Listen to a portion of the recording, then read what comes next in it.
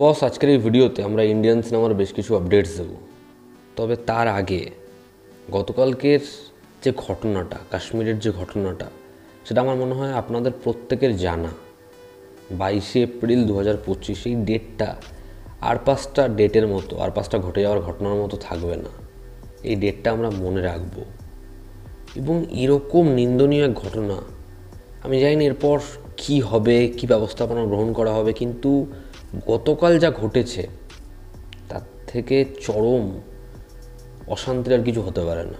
আমরা যদি আপডেটসে আসি, আমরা যদি আমাদের আলোচনায় আসি, আমির খানের পরবর্তী ছবি যেটা হচ্ছে সিতারে জমিন পর, তো সেটা আসার আগে সে একটা টক শোতে আসে অনুপমা চোপড়ার সাথে, এবং সেখানে সে জানায় এবছর থেকে তার ড্রিম প্রজেক্টের প্রোডাকশন শুরু হচ্ছে, সেটা হচ্ছে মহাভারত।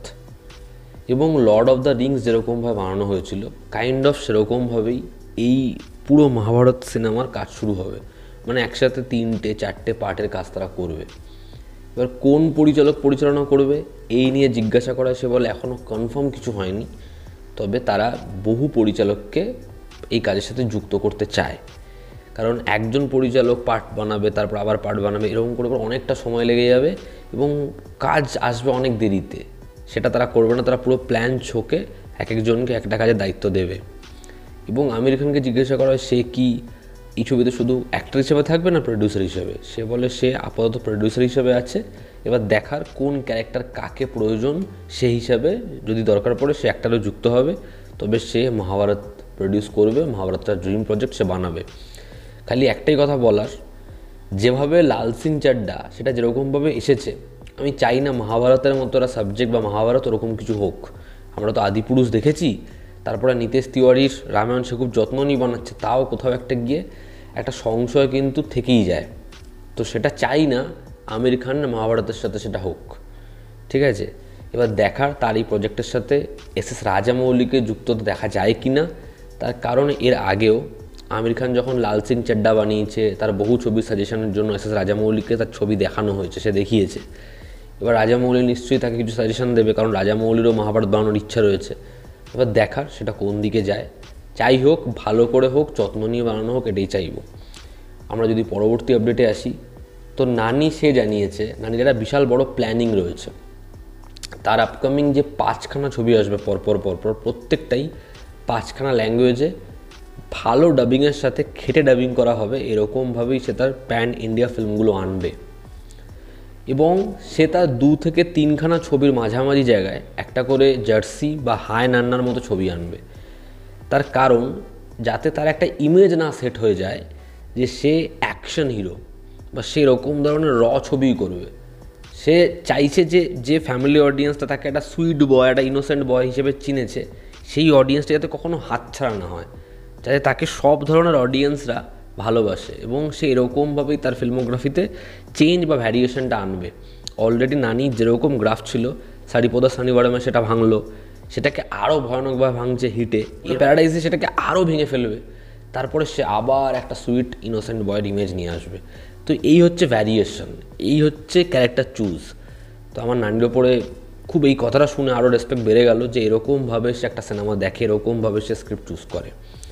এবং তার প্যারাডাইস সেই ছবিটা কমপ্লিট হবে শ্রীকান্ত অডলার সাথে, এবং উল্টো দিকে সুজিতের ওজি কমপ্লিট হবে। এই দুটো কাজ কমপ্লিট হওয়ার পরে এই পরিচালক এবং একটা তাদের পরবর্তী ছবি সেটা নিয়ে বসবে, যেটা মেবি প্যারাডাইজের পরে আরও একটা ছবির পরে আসবে। দেখার সুজিতের সাথে নানির ম্যাসিভ কোলাবোরেশন হয় কেমন। আদিত্য ধর এবং রণবীর সিংয়ের কোলাবোরেশন 2026-এর সবথেকে হাইপ যে ছবিগুলো করতে পারবে তার মধ্যে অন্যতম হচ্ছে ধুরন্ধর।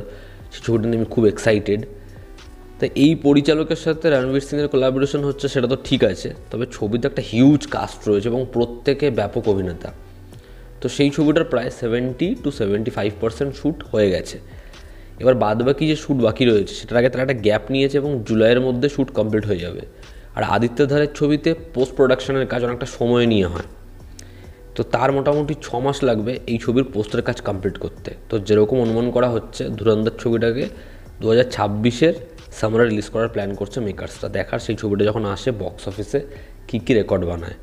আমরা যদি পরবর্তী আপডেটে আসি, দেভারা ছবিটা রিলিজ হয়েছে সিনেমা হলে অনেক দিন হয়ে গেছে, এখনও পর্যন্ত সেই ছবিটার স্যাটেলাইটের যে রাইটস সেটা বিক্রি হয়নি, এমনটাই আপডেট দিচ্ছে আরও এক প্রডিউসার।